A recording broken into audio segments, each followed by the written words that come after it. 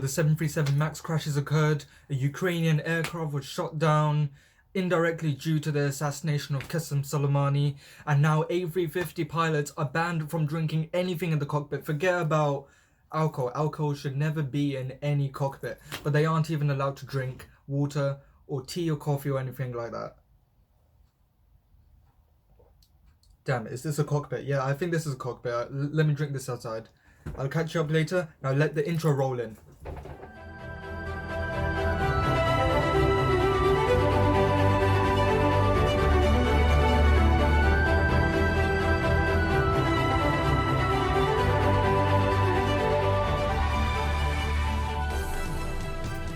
So this does sort of like follow on from two incidents that occurred with the Airbus A350-900s, in which the first one on the 9th of November last year, an Asiana A350 suffered an engine issue to its right engine after one of the pilots spilled tea on the sort of center pedestal, and then 1 hour later there was an engine failure to its right engine, and the pilots, they were unsuccessfully, or they weren't able to sort of like restart the engines. But then on the 21st of January this year, another issue, like very similarly related issue, occurred with Delta Airlines with the A350, in which, you know, one of the pilots, they spilled, you know, some kind of a liquid on the center pedestal, okay, and caused one of the engines to shut down.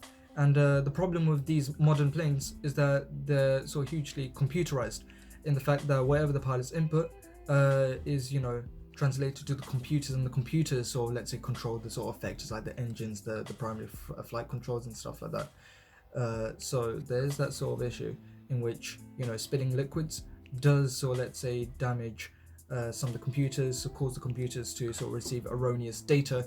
And if the computers receive erroneous data, they have a sort of safety feature in which they will, for example, shut down the engine to prevent sort of like further issues. Unlike the 737 MAX, in which it received erroneous data from the sensors, and from there sort of resulted in well, the plane crashing and going MCAS dive twice with Lion SX10 and Ethiopian 302. But anyway, some of you here might be asking, isn't there a cup holder in these planes? And the answer is, for the A350, yes.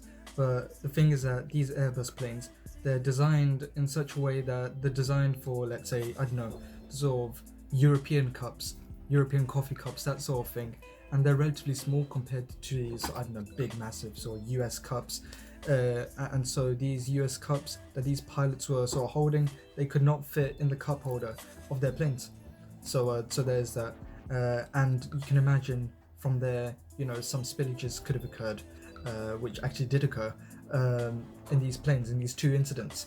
And the Airbus A350 is not the only aircraft type that actually experienced it. It's also, well, another Airbus aircraft, the Airbus A350, 30, in which, you know, same reason, same cause, shall I say, one of them being sort of size of the cup holders, making it, so let's say, impossible to fit the cup holders into the sort of, let's say, well, like, did I say cup holders? Okay, to fit the sort of cups in the cup holders of these Airbus planes. And you know, like these one of the pilots, you know, they spilt you know, some, I don't know, some liquid, I think it was water or coffee or tea or something like that, on the sort of some of the flight controls, and caused an engine failure. The thing is that, okay, with modern planes and the way that sort of modern aviation is going, these planes are sort of having sort of, I don't know, sort of electronics everywhere, sort of controlling the plane. Even starting up the engine is controlled indirectly by the electronics being in between the pilot's inputs and the effectors, whereas in the past this was all mechanical, in which, okay, spilling coffee or tea or whatever would have not caused these sort of, let's say, issues to the system. But it is a sort of pretty good system in which the engines shut down in a way. If, for example, tea or coffee or whatever is spilled in such a way that it sort of causes the computer to receive erroneous data. Because otherwise you don't want the engine going like complete berserk, or some of the other flight controls going like completely sort of berserk, shall I say, in which maybe you could have an engine fire. So that's why, you know, the engine sort of shut off in the first place, before maybe potentially computers would have received, you know, sort of wrong data and acted wrongly in a way. And the main problem, okay, is that well, the fear that, you know, the aviation sort of society around the world has, and, you know, EASA and Airbus, is the fact that what if it's not just one engine that fails? What if it's two engines? Like, would you want to do the sort of Gimli glider or Air Canada 182 sort of, I don't know, sort of landing, shall I say? Or would you want to do the sort of Hudson? I mean, let me tell you this, a dual engine failure is definitely a sort of pilot's big fear, okay? Because let me tell you this, you're basically going to turn that aircraft into a glider going down at, let's say, 4,000 feet per minute. So that is the biggest fear, and that is why EASA set out this sort of interim directive in which pilots of the A350 aircraft, currently mainly, cannot drink any form of liquid in the cockpit. But, you know, that is like the only sort of, let's say, liquid-free zone in the A350. Okay, passengers can still drink their sort of, let's say, liquids in the cabin. Pilots, they can drink their sort of, I don't know, coffee or tea or water, whatever, outside of the cockpit. Maybe when they're having a break or rest. After all, these A350s, they're long-haul planes.